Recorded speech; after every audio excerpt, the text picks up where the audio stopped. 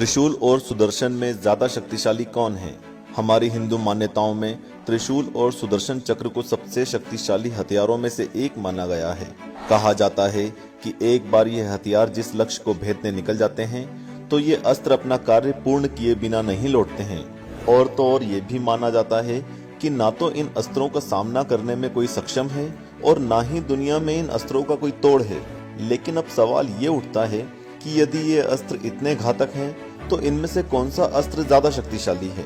आगे बढ़ने से पहले हम आपको बता दें कि इस वीडियो के अंत में आध्यात्मिक विकास को ध्यान में रखते हुए एक सवाल पूछा गया है जिसका जवाब इस वीडियो में ही छुपा है, तो कृपया इस वीडियो को बहुत ध्यान से देखिएगा। तो इससे पहले इस रहस्य से पर्दा उठे, हम पहले सुदर्शन चक्र और त्रिशूल से जुड़े बेहद आश्चर्यचकित रोचक तथ्य जान लेते हैं। स्वागत है आपका आस्तिक स्पिरिचुअल सीक्रेट्स में। सबसे पहले सुदर्शन चक्र। पौराणिक कथाओं में सुदर्शन चक्र को ब्रह्मांड का सबसे शक्तिशाली हथियार बताया गया है, जो शिव के त्रिशूल से बना है। यह एक अंगूठी की तरह भगवान विष्णु की तर्जनी उंगली को सुशोभित करता है और इसमें चमत्कारी शक्तियां हैं। सुदर्शन चक्र के बारे में कुछ रोचक बातें हैं जो विष्णु पुराण में वर्णित है। इसे हजारों सालों के प्रयासों के बाद ही हासिल किया गया था। सुदर्शन चक्र में 108 नुकीले ब्लेड्स होते हैं और इसमें पलक झपकते ही कई मिलियन योजन यात्रा करने की क्षमता होती है।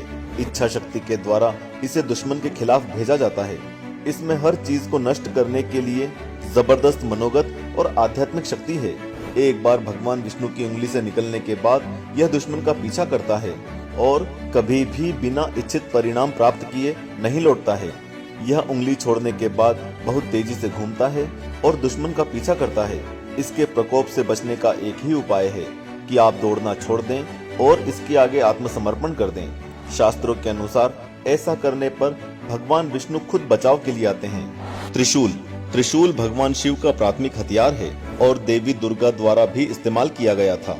त्रिशूल हिंदू पौराणिक कथाओं में बुराई के विनाश के लिए इस्तेमाल किया जाने वाला सबसे शक्तिशाली हथियार माना जाता है। केवल भगवान शिव और देवी शक्ति ही त्रिशूल धारण कर सकते हैं।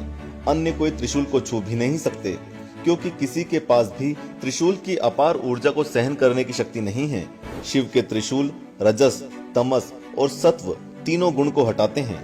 त्रिशूल में 3 स्पाइक्स शिव की 3 आंखों को दर्शाते हैं और तो और ये शिव को त्रिकालदर्शी के रूप में दर्शाते हैं।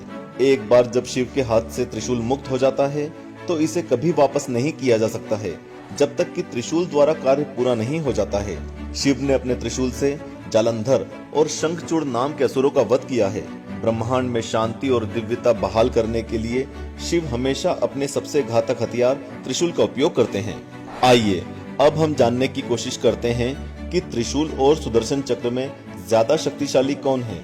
एक बार जब दैत्यों के अत्याचार बहुत बढ़ गए तब सभी देवता श्री हरि विष्णु के पास गए। तब भगवान विष्णु ने कैलाश पर्वत पर जाकर भगवान शिव की विधि पूर्वक आराधना की। वे हजारों नामों से शिव की स्तुति करने लगे। वे प्रत्येक नाम पर एक कमल पुष्प भगवान शिव को चढ़ाते। तब भगवान शंकर ने विष्णु की परीक्षा लेने के लिए उनके द्वारा लाए 1000 कमल में से एक कमल का फूल छिपा दिया। शिव की माया के कारण विष्णु को यह पता न चला। एक फूल कम पाकर भगवान विष्णु उसे ढूंढने लगे, परंतु फूल नहीं मिला। तब विष्णु ने एक फूल की पूर्ति के लिए अपना एक नेत्र निकालकर शिव को अर्पित कर दिया। विष्णु की भक्ति देखकर भगवान शंकर बहुत प्रसन्न हुए और श्री हरि के सामने प्रकट होकर वरदान मांगने के लिए कहा। तब विष्णु ने दैत्यों को समाप्त करने के लिए अजय शस्त्र का वरदान मांगा। तब भगवान शंकर ने विष्णु को सुदर्शन चक्र प्रदान किया। विष्णु ने उस चक्र से दैत्यों का संहार किया। इस प्रकार देवताओं को दैत्यों से मुक्ति मिली और सुदर्शन चक्र उनके स्वरूप के साथ सदैव के लिए जुड़ गया। तो जैसा कि हमने जाना, जहां एक शस्त्र त्रिशूल को भगवान शिव सदैव अपने साथ रखते हैं, वहीं दूसरे अस्त्र सुदर्शन चक्र को स्वयं भगवान विष्णु को दिया। ऐसे में ये बता पाना तो बेहद कठिन है कि दोनों अस्त्रों में सबसे शक्तिशाली कौन सा अस्त्र है, पर हम सब यह जरूर जानते हैं कि दोनों ही अस्त्रों का उद्देश्य सत्य की असत्य पर विजय दिलाना है।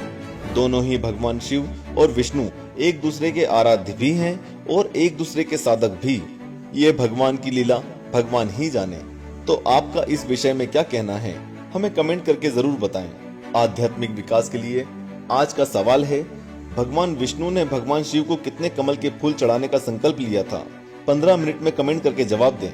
आपके ऑप्शन हैं पहला 51, दूसरा 108, तीसरा 1008, चौथा 1000।